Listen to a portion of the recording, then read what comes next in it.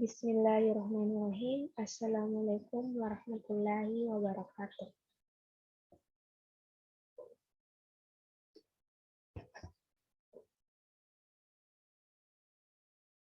Perkenalkan, nama saya Hairatunisa dengan NIM 60800-1225 dari kelas A, jurusan Teknik Perencanaan Wilayah dan Kota, Fakultas Sains dan Teknologi, mata kuliah Prasarana Wilayah dan Kota 2 yang dibawakan oleh dosen Pak Ian Awaluddin, Universitas Islam UIN Alauddin Makassar.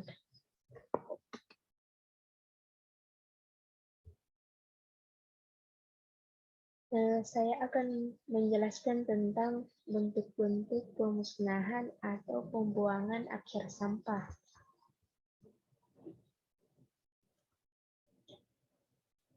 Yang pertama ada pengertian, yaitu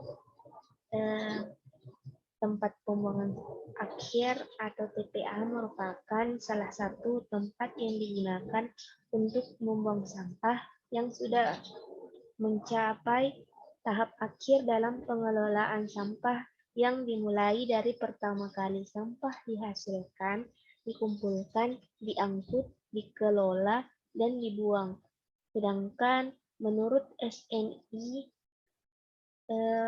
tempat pembuangan akhir atau TPA sampah adalah sarana fisik untuk berlangsungnya kegiatan pembuangan akhir sampah, berupa tempat yang digunakan untuk mengkarantina sampah kota secara aman. Nah, berikut ini adalah bentuk-bentuk pemusnahan atau pembuangan akhir yang terbagi menjadi 5, yaitu yang pertama ada open dumping. Pada sistem terbuka atau open dumping ini, sampah dibuang begitu saja dalam sebuah tempat pembuangan akhir tanpa ada perlakuan apapun, tidak ada penutupan tanah. Menurut Presiden SWA Sri Bebasari sesuai dengan Undang-Undang Nomor 18 Tahun 2008, bahwa sesungguhnya Pemda harus meninggalkan sistem open dumping sejak 2013, tetapi proses pelaksanaannya memang tidak mudah. Yang kedua, ada composting, di mana composting ini adalah sebuah program untuk mengolah sampah organik menjadi pupuk tanaman dengan cara mencampurkan sampah-sampah dapur seperti sayur-sayuran, buah-buahan, dan sampah yang dapat membusuk lainnya, ditambah serbuk kayu atau daun-daun kering dengan perbandingan 1:1 ke dalam wadah pembuatan kompos yang disebut komposter. Program composting ini bertujuan untuk mengubah cara pandang masyarakat, terutama ibu rumah tangga terhadap sampah. Biasanya sampah dianggap mendatangkan masalah, namun kini sampah dapat memberi manfaat. Ibu-ibu rumah tangga tidak perlu lagi membeli pupuk untuk tanaman. Mereka dapat membuatnya sendiri di rumah dengan memanfaatkan sampah dapur. Selain itu, program composting ini juga bertujuan mengurangi sampah yang harus diangkut dan dibuang ke TPA. Kemudian bentuk pemusnahan atau pembuangan akhir yang ketiga ada sanitary landfill dan controlled landfill, di mana sanitary landfill ini merupakan sistem pengelolaan sampah dengan cara membuang atau menumpuk sampah di lokasi yang cekung, memadatkannya, dan menimbunnya dengan tanah.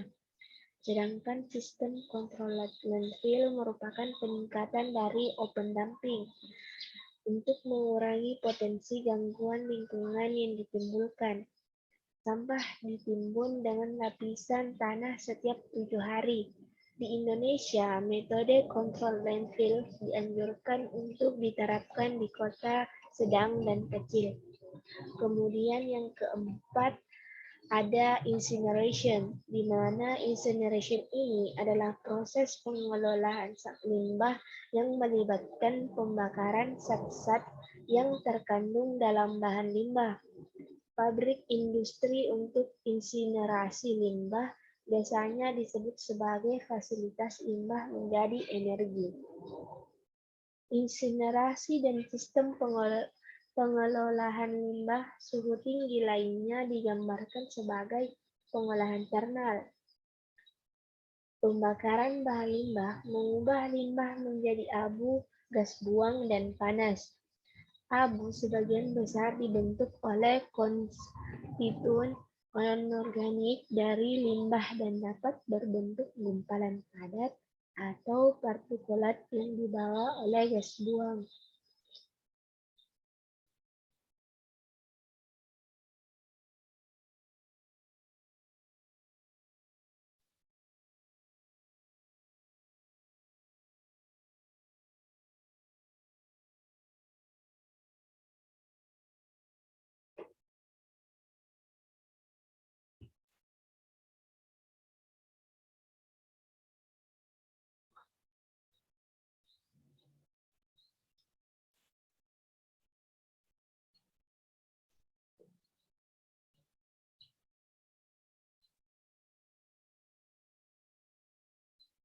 Kemudian yang kelima ada recycling.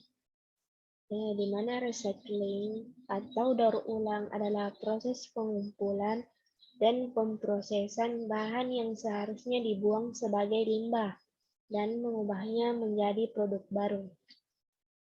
Recycle termasuk salah satu dari 3 langkah pengolahan limbah, yaitu reduce, resource, dan recycle, di mana reduce berarti mengurangi segala sesuatu yang mengakibatkan sampah. Kemudian ada reuse, berarti menggunakan kembali sampah yang masih dapat digunakan untuk fungsi yang sama ataupun fungsi lainnya. Dan recycle, di mana recycle ini berarti mengolah kembali atau daur ulang sampah menjadi barang atau produk baru yang bermanfaat. Nah, di sini ada recycling yang terbagi menjadi 4, ada plastik, kemudian kaca, kertas, dan logam. Nah, plastik ini penguraiannya lebih dari 500 tahun. Kemudian ada kaca, di mana penguraiannya itu tidak menentu.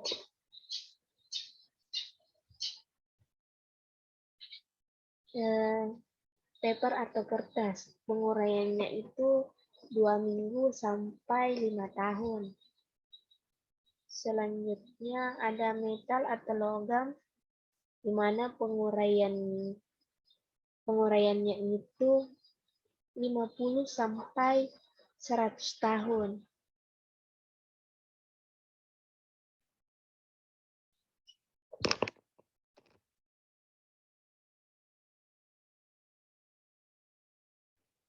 Nah, di sini saya menambahkan di mana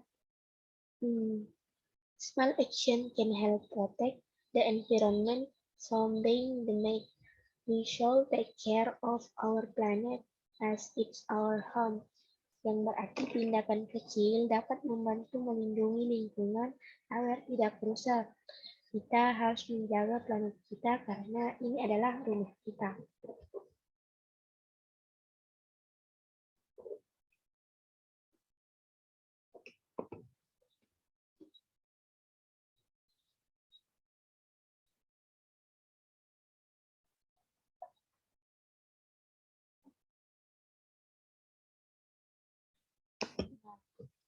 Kemudian yang terakhir,